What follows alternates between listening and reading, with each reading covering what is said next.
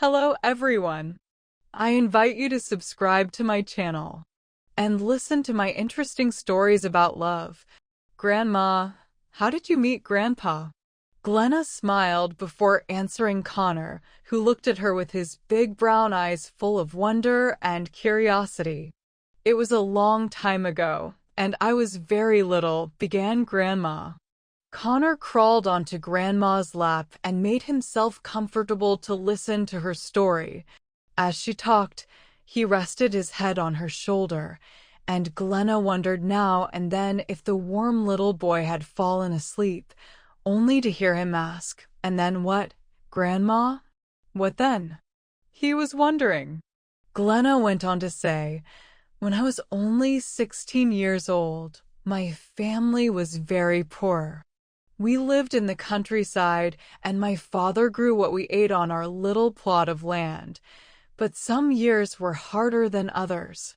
Some years there was very little rain, and all the plants that my father had worked so hard to nurture out of the ground withered and died in the sun. Some years there was too much rain, and a nearby river would overflow its banks and flood our field, turning it into a lake big enough to drown every living thing that grew out of the ground. I never knew a day that I couldn't say I felt hungry, but I did, and I loved my family and they loved me, so we gave back. One day a strange woman walked down our road. My sister, your Aunt Neela, saw her first, and she ran into the house screaming about the funny hunched woman in the road. My mother hissed at her, afraid the woman would hear what my sister was saying.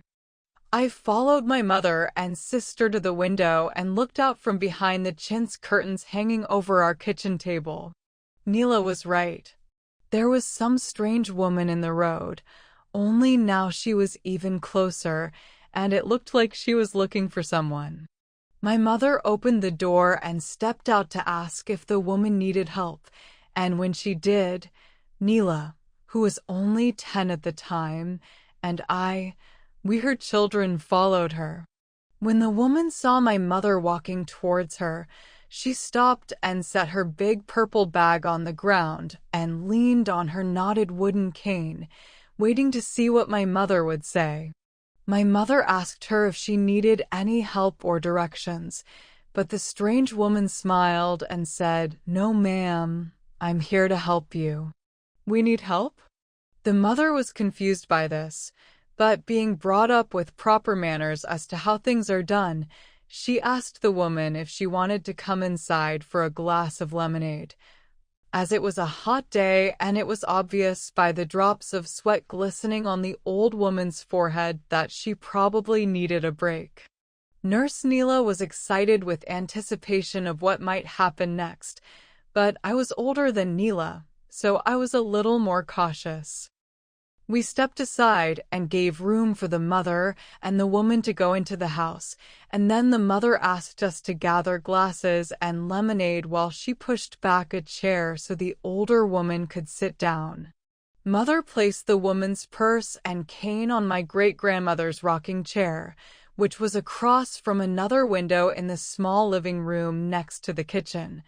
Although my mom didn't ask me to do this, I also packed up what was left of the shortbread cookies we baked for the church picnic a couple days ago. I knew my mom was also serving the guests an appetizer, so I figured it was the right thing to do. As I placed the cookies in front of the woman, I noticed how pink her mouth had become from the lipstick as her lips curved into a smile, and she said, "Oh my gosh, these are so cute. They look delicious." My mother explained that they were, and that her daughters had made them for the church picnic. "My girls are very talented at baking," my mother explained with a rare pride that made my cheeks blaze.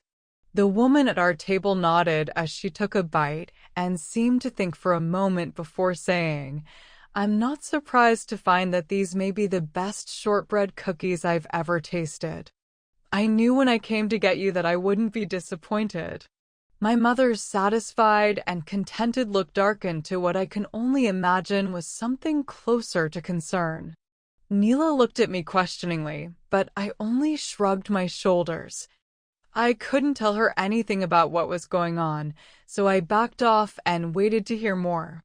The woman took her time, took a bite of her cookie, and then took a sip of lemonade before speaking again while we all sat in silent anticipation. "I have come from far away in search of your eldest daughter," the lady finally said. My mother and Neela looked at me before looking at the woman again, and I realized I was holding my breath and starting to feel nauseous. "Many moons ago I had a dream, and your daughter appeared in a fluttering white dress with flowers in her hands and in her hair. She was to be married. She was very happy." "Madam, excuse me, but you must be," my mother began, but the woman ignored her interruption and continued. "Your daughter must marry a good man. He comes from my distant village, but he will soon come here to work on the railroad, and they will meet. She will recognize him by his kindness, and soon after they will be married. Madam, my daughter is only 16 years old, and I don't think she is ready to marry," my mother protested, which sounded less convincing than I expected. I knew that once I was married, my family's life wouldn't be so hard. One less mouth to feed and one less body to clothe. It would mean more to everyone else, and I couldn't say I didn't want that for my family, but the thought of getting married at my age to a man I had never even met seemed unthinkable. I knew some of my classmates were graduating from high school and getting married. I even had one childhood friend who was about to become a mother, but I didn't feel ready. I was scared, and the words this woman said made me anxious and a little upset. "Don't be sad, Grandma," Connor said and stroked Glenna's face with his little hand. She felt that his thumb was wet and guessed that he had been sucking it while listening intently to her story. "I'm not sad, darling. I'm very happy. Let me tell you more about how it all happened."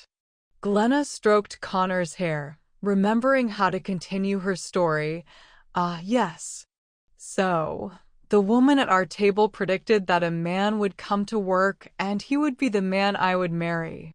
Shortly after she told this, she thanked my mother for her kindness, took her cane and purse, and walked out into the alley. My mother followed her, and Neela and I followed my mother. Before the woman left, she said, 'You will recognize the young man when he comes, and your heart will be glad.' Then the woman turned, swishing the many layers of her purple and black dress, and walked back down the road in the direction from which she had come. My mother stared at her until Neela asked her what had just happened.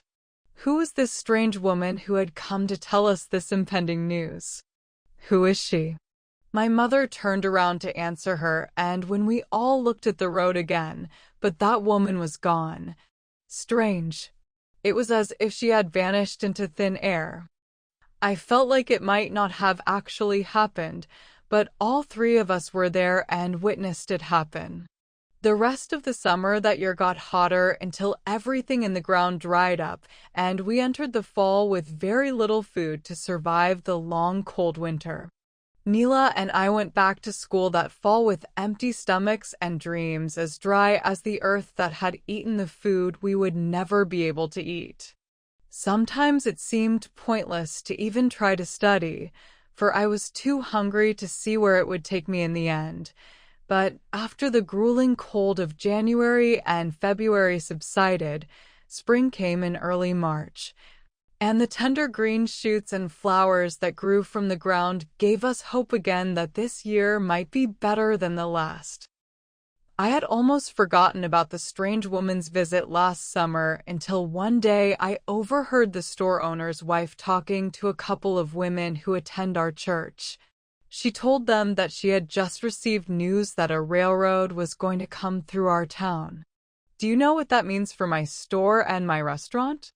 The women nodded enthusiastically, knowing full well that hardworking men would soon fill their town and they would need to eat and have money to spend. On top of that, once the railroad was finished, one could only dream of the growth and prospects the little town might see. For a moment I was almost seen eavesdropping when I found myself looking in their direction, lost in thoughts of a man I didn't know who was coming to build the railroad.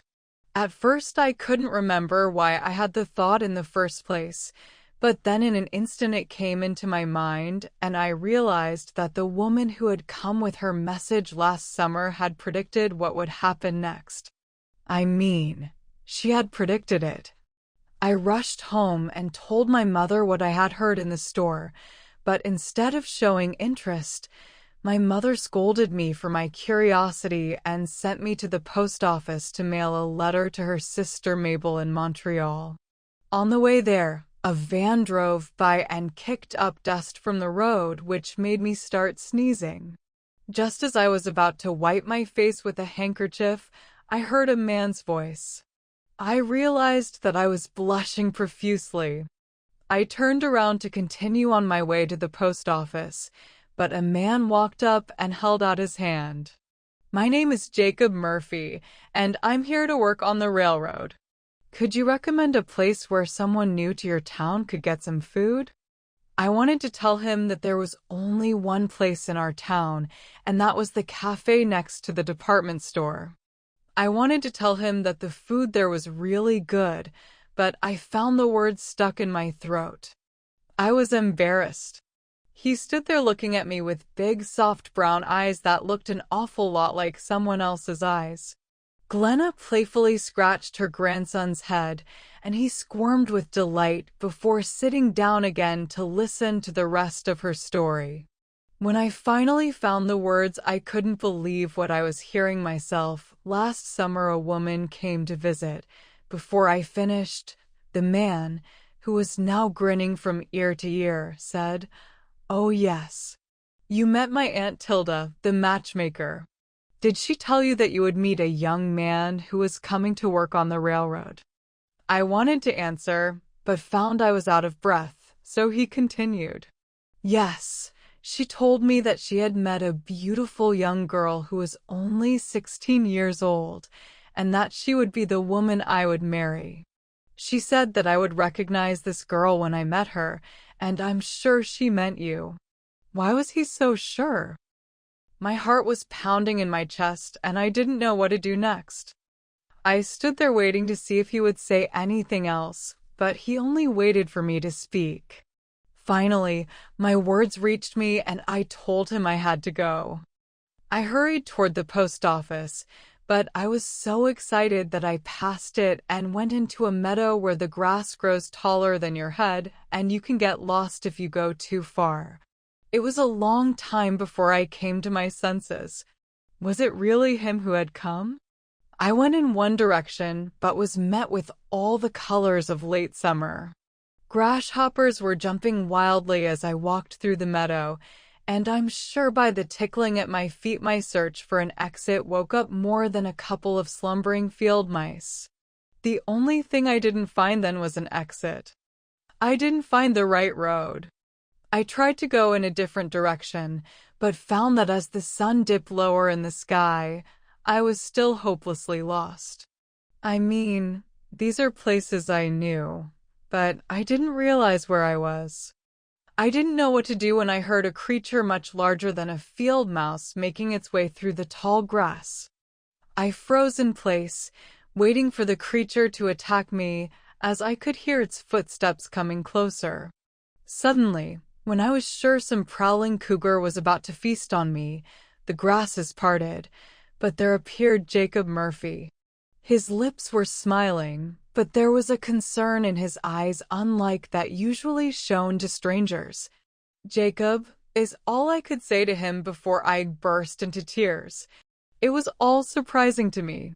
He didn't say anything, but he took my hand and just a couple minutes later led me out to an open field right behind the post office. "I watched you leave and got worried when I saw you didn't come back." I couldn't believe what he was telling me. "You were waiting for me?" He said to me, "I waited for you longer than a man's heart can bear, but I can't wait for you anymore." At first I thought he was angry with me until he got down on one knee and said, "Please make me the happiest man in the world. Marry me." I was stunned, but in no uncertain terms that wasn't quite what it was supposed to be, so I said yes. Just like that, strangely enough, almost in a field, Glenna received a marriage proposal. Yes, and men of that time didn't have the option of giving a ring to their sweetheart along with the words. Things were much simpler back then.